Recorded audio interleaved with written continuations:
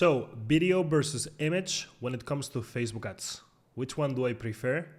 So after $25 million profitably spent for my clients over the last 7, 8 years, and also coaching hundreds and hundreds of media buyers, marketing agencies, brands, dropshippers on how to successfully scale on Facebook ads, I have a strong opinion. And I'm gonna reveal that to you in this video, but not only that, in the next couple of minutes, 3 minutes, I'm gonna tell you the disadvantages that I see to using video ads for Facebook ads, the disadvantages that I see to using images. We're also gonna talk about my favorite book, the one that I mentioned on every single video. They should pay me some type of commission, but basically we're gonna see how breakthrough advertising applies specifically to this video versus image kind of thing. And last but not least, we're gonna get a little bit more tactical, which is what we do in this channel. And if you're new, welcome in. And I'm gonna give you my specific strategy on how to combine video and image and in what specific order. Like, how do I test formats? How do I figure out my winning angle? How do I go to a mass market, cold audience, and I gather information and then I leverage that into more creative formats? How do I combine video and image there and scale? We're gonna see that. It's gonna be a great one. And as always, welcome in. Let's go into the Google Docs. All right, so let's go into the video. So welcome everybody. Video versus image creatives for Facebook ads, which one's better? We're gonna see 5 points in this video. Offline behavior equals online success. This is a theory that I always mention in my podcasts. You're gonna love it. Disadvantages of using image, disadvantages of using video, so you're fully aware. And then social media intelligence and breakthrough advertising. These are gonna be more developed, advanced topics, but I think everybody needs to know this, no matter your level. And then I'll give you my exact order on what do I follow to choose image versus video and how do I use each one of them. Let's get straight into the video. So 2018, to give you context, it used to be, I have one video or maybe I have one image, just one ad, and I'm gonna put this one ad in 5 different ad sets, and each ad set's gonna have a different interest targeting. And yeah, each one of the ad sets uses the same ad, and we just change the audience, and we have success, and we duplicate 20 times the winning ad sets. That was 2018 marketing. 2025, to give everybody awareness, this is like I produce 5 videos or 5 images, and then I'm gonna create 5 ad sets. Each ad's gonna be in a different ad set. It's broad targeting, and then Meta is gonna do the targeting with the help of your ad creative. So that means less control for us, and less control means whatever we give to the platform has to be amazing. So we have to become really good marketers. And you see an example here: boost your digestion, help manage stress, feel more energized. Those are different sales angles, but the image is pretty much the same. Like, it is exactly the same. So this is part of the process we're gonna see towards the end of the video. But as an intro, this is it. Things are changing and we need to become really good marketers, and this is what this video is all about. So quick intro on myself. My name is Manuel Gomez, for the ones who don't know me. I spent over $25 million on the platform. Last couple of years, for only 3 brands, I generated $32 million for them using Facebook ads. This was at a ROAS of, I think it's 3.6, I don't know specifically, but a pretty good ROAS given the scale of it. And yeah, I'm an international speaker, I'll affiliate world, in Dubai masterminds, a bunch of places, just talking about Facebook ads scaling and my different strategies, what I learned. I am also like actively coaching a lot of people, and that also gives me more perspective and see what's working for a lot of people, makes these videos better for you. So this is nice. And that's the coaching program that I got. We do workshops every quarter. It's pretty nice. You can check more info in the description down below. It's not the moment to talk about it, but it's something to mention because it's really a priority, for me to scale that, people.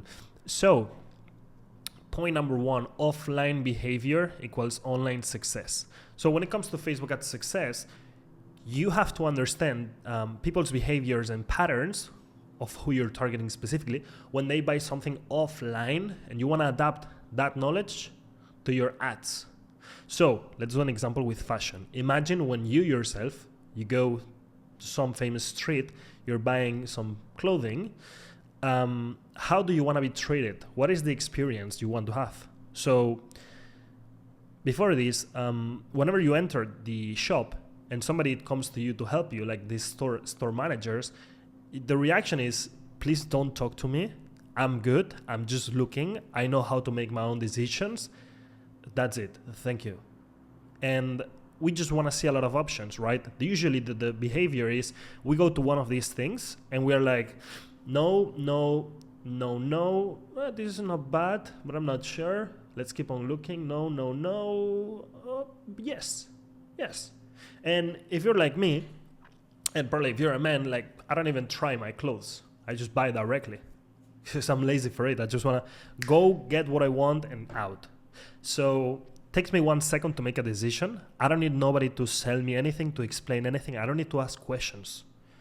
Remember this, okay? This is how we buy fashion offline. Now, and these are more examples, sneakers. I'm just looking. No, yes. Sunglasses. No, too big, too small. I don't like this color. No, yes. So if we know that's the online behavior, when I see brands running crazy video ads with a specific script and framework to persuade people into buying fashion, I'm like, it doesn't make sense. Unless it's fashion that is functional, that provides a result, like for example shapewear, stuff like this. Unless that's the case, it doesn't make sense. So formats that make sense in ads: single images, split screen images, split screen image plus video, collage, manual carousel, dynamic carousel, and collection ads. So this makes a lot of sense for fashion. Product display in multiple formats. So product display plus demo. Product display, demo. Just product display, carousel, you see it down below. Product display in collage. Split screen, product display, video demonstration. Whatever. But it makes total sense to the way that I would buy sneakers offline.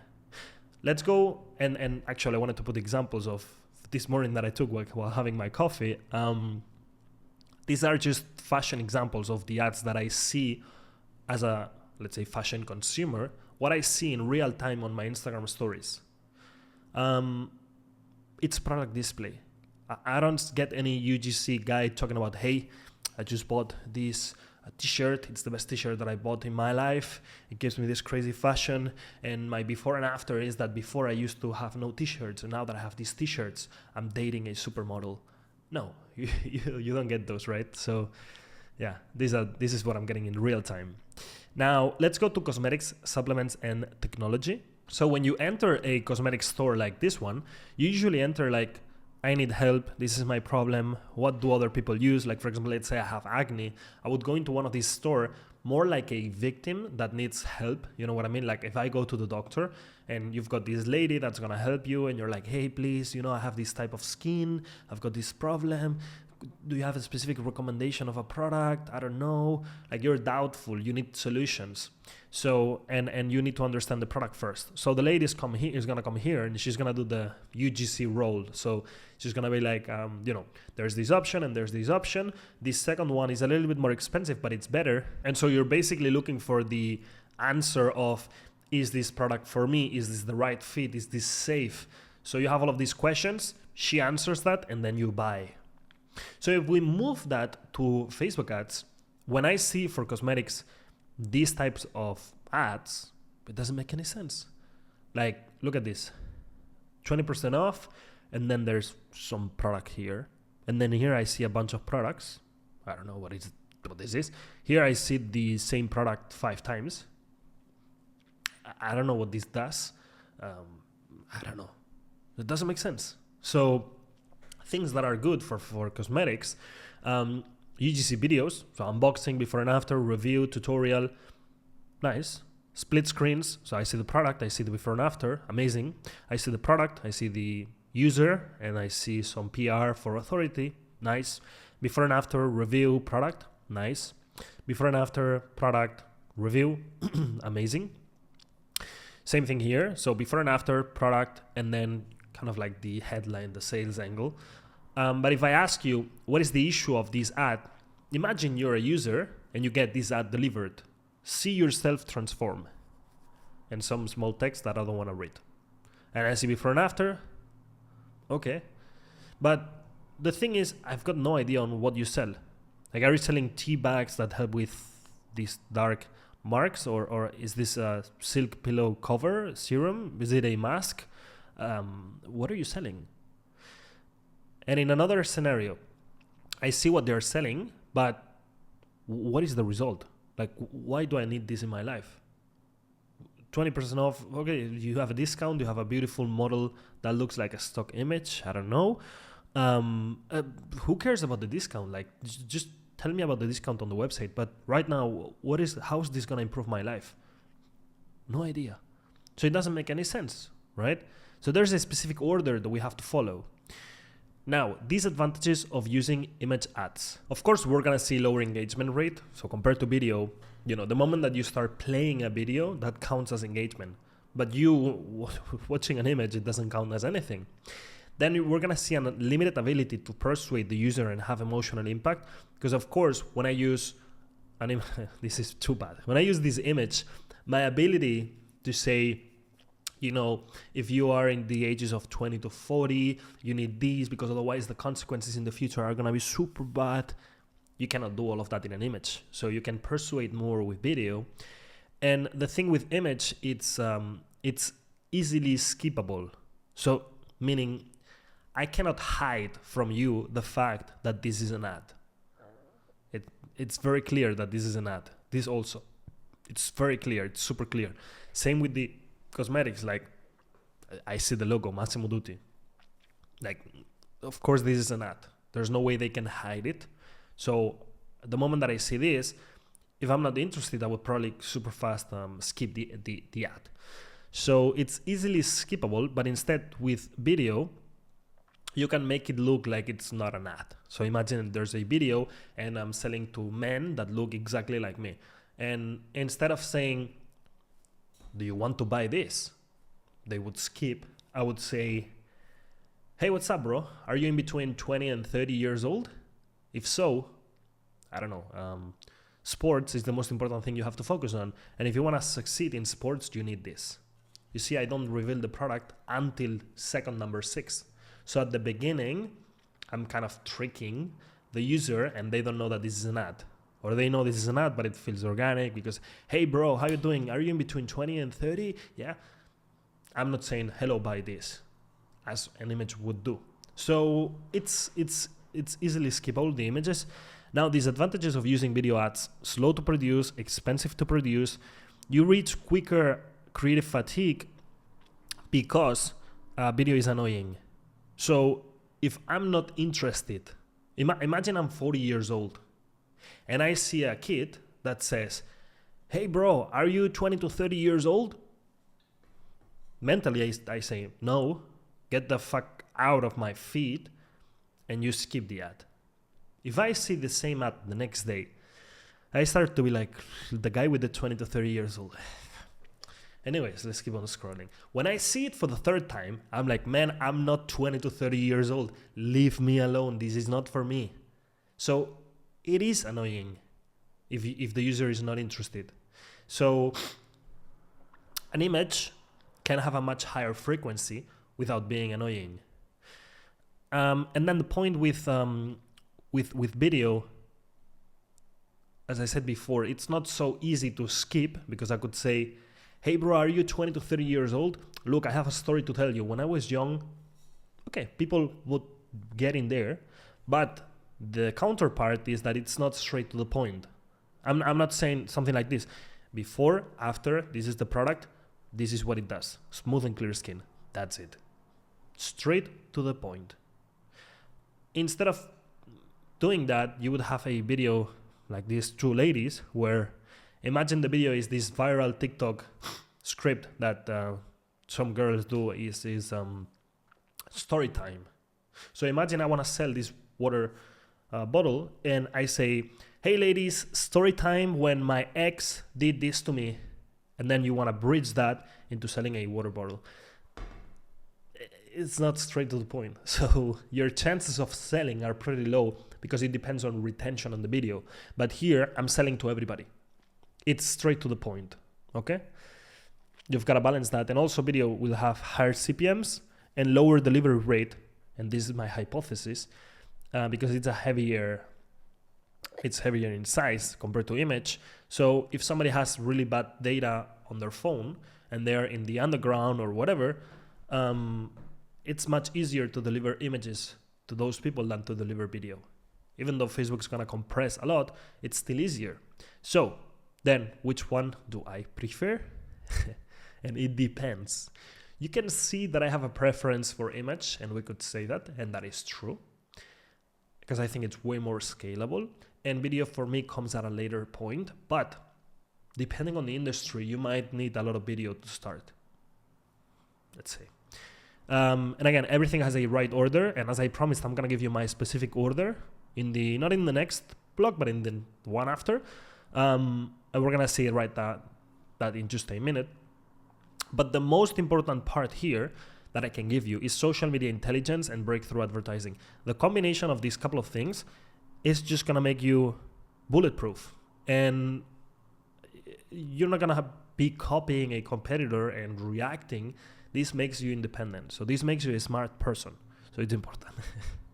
Now, when we're running ads, what do we want to have? We want to have the perfect fit. When we have the perfect fit, then our ad will make sense for the user. Check this out. My ad will make sense for the user.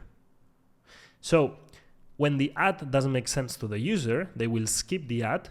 They will not engage. You will have no clicks, low CTR, and after thousands of impressions of people who don't click, don't engage, skip the ad, you get punished with high CPMs, and the ad doesn't perform, and you waste $80 to $200 of your testing budget. Typical. And it happens to me as well. It happens to everybody. But what does it mean that the ad makes sense? You've got social media intelligence and you apply it. You know the state of awareness of your potential customer, and you have studied your market, the market sophistication of your product. So what is social media intelligence and how you can use it in your ads? Social media intelligence is being aware of what your potential customer is consuming on social media when they log in. So let's say on Reels, when they're scrolling, what appears there? What's appearing? Do we have memes? Do we have educational content? Or what is going on? And you don't want to break the scrolling experience. You want to blend in. So I'm going to give you an example. And last week in the coaching, we had the Q2 quarter 2 workshop. The thing that I mentioned like 20 times is right now it's March, summer is coming, and then the whole market is preparing for summer is coming. So if we want to sell a lot, we've got to already start selling the idea that summer is coming. And people buy emotionally, but when they justify with logic, they justify it usually with a specific time frame of like, I'm buying this bottle because summer is coming and I'm gonna be out in the sun, and then it will make sense that when I'm in the sun, I take a metal bottle that is not plastic. Yeah, it makes sense. Yeah. But in reality, I might be buying because the man selling this looks strong and handsome, and I'm like, yeah, I wanna be like this man. You know what I mean? So example, this is if you type in summer or if you scroll on Instagram, this is what we're gonna see. So short reminder that Ibiza season is only 5 months away. Hyping the summer 2025 wardrobe essentials. And then Zara, something like summer 2025, and then a lot of products. Summer 2025 Milos. Oh, okay. So it's kind of like everybody's preparing for summer already. Okay, this is the natural social media thing going on. But then if you have Calvin Klein running ads that look like absolute winter, or Hackett, London, that also looks like absolute winter, and they have not transitioned yet into the SS25 collection, I mean, how does this make sense that I'm looking for summer 2025 Milos, and I'm like, yeah, let's go. This will have, I don't know, half a million impressions or 200,000 impressions. And then after seeing this, and I'm like, yes, my dopamine is triggering. And then I see this thing. It doesn't really make sense. So it's social media intelligence. And social media intelligence can be anything. Like it can be the hooks that you see in organic, or it can be the typography used. Look at this. This typography is a little bit different than what we would see in here. But you see this kind of TikTok typography is a little bit more younger, kind of teenager, 22, 23, 24 years old, of people who go to Ibiza, and you see them here. These guys are like less than 30 years old. So if your target market is less than 30 years old, it might make sense for you to use this typography in your ads, or even to use the short reminder kind of hook. So it's just social media intelligence, and it's something to be developed. Now, let's talk about the state of awareness from this book. And as I say in every single video, buy the book, 100% buy the book, because there's no way I can explain the whole book in a video. I can explain the application to this, to image, video, kind of choosing and stuff like this, but buy the book, okay? So I'll give you a quick hint into, the video from last week, I spent, you see it here, from minute 26 to minute 48, what's this, like 22 minutes. 22 minutes explaining in depth what is the state of awareness of a customer with examples, fitness examples, cosmetics examples, and market sophistication with examples, and how to develop new mechanisms so that an old offer can be revived, or whatever it's called, again and again and again. And you will see that, for example, with fat loss. Fat loss, that was an offer that was burned, and then they rebuilt it, and they rebuilt it, and they rebuilt it, and again and again and again with new mechanisms. That's how you fix market sophistication in stage 4. But anyways, watch the video. I will pin it around here above. After this video, go watch that. It's one of my best ever videos. It's not coming from me, but it's a marketing masterclass. Watched it. It's like how I made $32 million for my e-com clients with Facebook ads, 7 steps you can copy. So 7 steps, full breakdown. And one of the breakdowns in number 4 is why people buy and how to sell to people at scale. So how to sell to cold audiences that don't know you, most difficult thing ever, and reason why many people fail. But anyways, in this video, now that you're here, of course, I respect your time, and I'm going to give you a long story short. So when it comes to your ads, you have to sell differently when you're selling a completely innovative new product than an old burned product. So as I said, fat loss, old, burned, everybody has heard all the claims, etc. And then if you have something completely innovative, new product that nobody has ever seen, you can do super simple, hey, this product will help you with this, and that's it. But when the offer is burned for fitness, you have to do like how to lose 5 kilograms without diet, without training, only following this one secret technique from home without spending money, you know. So the other point, you have to sell differently to different people. And the 5 stages of awareness, super simplified for you here, is point 1, they don't know they have a problem. Maybe your customer is this. And imagine with sleep, I'm not aware that I sleep bad. I thought 5 hours was good enough. So they don't know they have a problem. Point number 2 is they know they have a problem, but they don't even know this can be solved, or there are actual solutions out there. They have no idea. So it's like, I sleep bad, but you know, that's just life. I know that I sleep bad and I'm tired, but it's just how life is supposed to be. Like, why do I have to solve this? Does it even have a solution? And then the other point is they know they have a problem, and they are aware of that, and they are aware that there are multiple solutions, but they are not married to one specific solution. So I sleep badly. Maybe I should try magnesium, earplugs, meditation, melatonin. I'm not sure. There are so many solutions out there. I could solve it, but let's see. Point 4 is they know they have a problem, and they know there's a specific solution that they like. So I sleep badly. Many of my friends talk to me about melatonin. It sounds like an amazing product. So they are kind of sold there, but they have not picked a specific brand yet. And 5 would be at the bottom of the funnel, which is they know they have a problem, they know a specific solution, and they know the brand that sells that solution.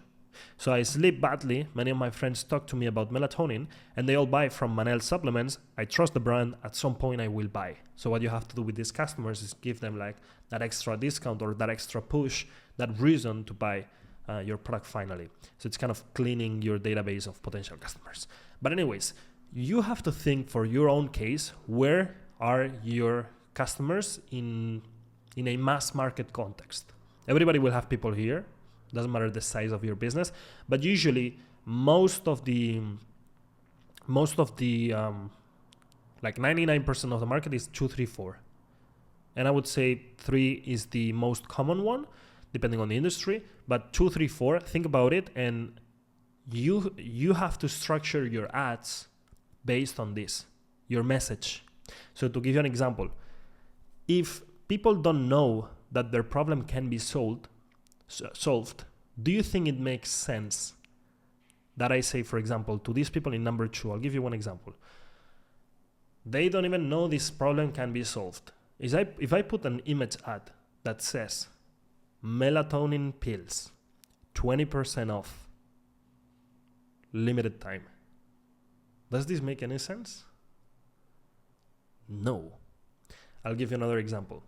If they don't even know they have a problem, and I do the typical image ad that you split in the middle, and you say, us versus them, and you say, my brand, and then my competitors. And below you start listing all of these extra features.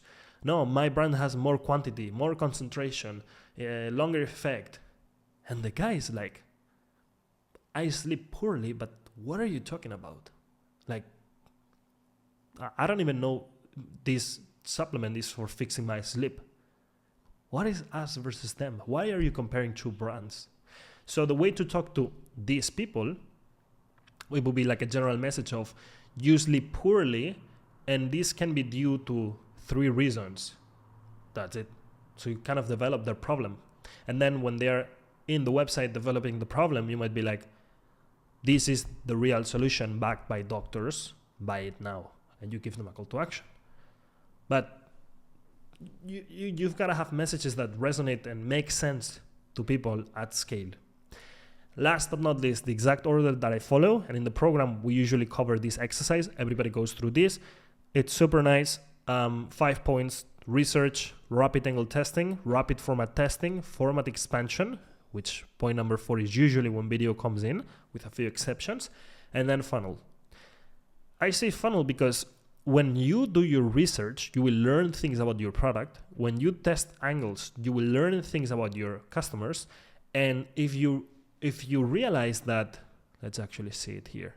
If you realize that from these 3 angles, stress is the one with a 3% CTR, and then you develop this angle more and more and more, it will get to a point that sending people to the product page doesn't make sense. And you're like, if people love the ads about stress and 50% of my ad spend is in stress, I'm going to put together a landing page that talks about stress. So it only makes sense, right? So what I'm saying here is, don't just find a winning ad and be like, okay, job's done, that's it. No, keep on developing so you're able to scale more and more and more. Rapid format testing, format expansion, and funnel. So if you compare this whole process to, I go into my competitors' ads library and I copy one ad because they have it active now. So, I just saw they are running this type of video. Let's do the same. What is that? What is that? That's not going to help you. So, process that I follow, again, I use images to test my angles. I use images to test multiple formats. And then I introduce video, which means, see here, I use these images to test different angles. And then I take my winning angles and I put it into different image formats. So a split screen, image with features and these checks. UGC, where you have, if I'm selling to men, I have this strong man in the gym with abs, drinking whatever this is. Before and after, that I used to have acne and now I don't have acne because I'm drinking this thing that is amazing. Whatever. But different image formats that share the same winning angle. Okay, if it was stress, I would have somebody like this, and then they're super happy drinking this thing before and after, whatever. Anyways, after that, and only after that, I get into video and complicate things a little bit. Coordinate editors, pay UGC creators, ship products to people, make scripts, test hooks, whatever. Because this is expensive and slow. And if I don't know which one is my winning angle, and I send the product to people and I say, yeah, you can talk about digestion. The other one can talk about stress. You can do a general video about the taste, and you don't know like the sophistication of the market, the state of awareness. What do they need to hear? In what way do they need to hear that? Like, first you have to study the market. And so as a conclusion, I use image for speed and I use video to further scale what's working. And you see it here. Research start with image, and past that, we make all the expansion and look into hyperscaling with video and more images and etc. But that's the way that I do it. So hope that makes sense. Hope you enjoyed the video. If you found it useful, I would be super grateful if you hit the like button and you leave a comment. And if you want to subscribe, I'm pushing 2 videos per week every single week, always in this format, so you're gonna love it. And yeah, I'll see you in the next one next week. Enjoy. Bye-bye. See you soon. Take care.